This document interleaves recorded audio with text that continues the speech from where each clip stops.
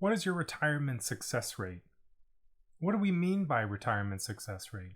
My name is Owen. I'm an advice-only financial planner, a CFP, and the founder of PlanEasy.ca. Before we get into the success rate chart, let's start with net worth. So this net worth chart we build using an average rate of investment return.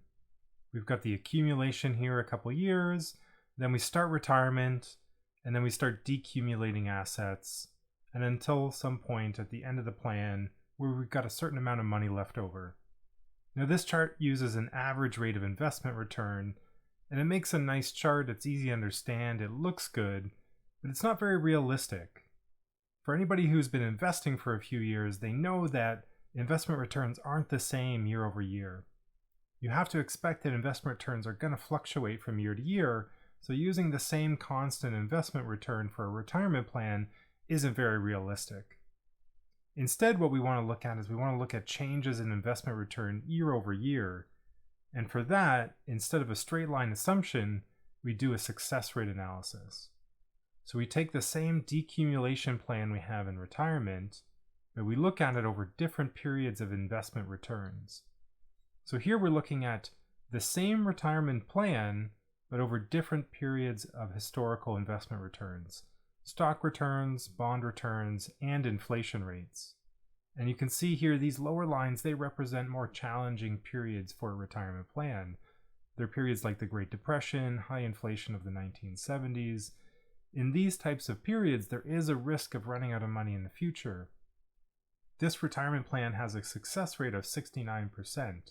Said another way, that means that this plan, they would need to change their spending in at least 31% of historical periods to avoid running out of money in mid or late retirement. So this plan could be more successful. It's not bad, it's 69%. The majority of historical periods will still be successful in retirement, and you can see that some periods may end up with quite a bit of money at the end of retirement, $1 million or more.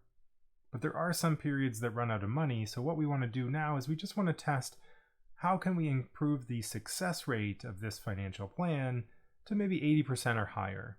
So depending on the flexibility within the plan, we want to target a success rate of 80 to 90%, which means that only 10 to 20% of historical periods run out of money in the future.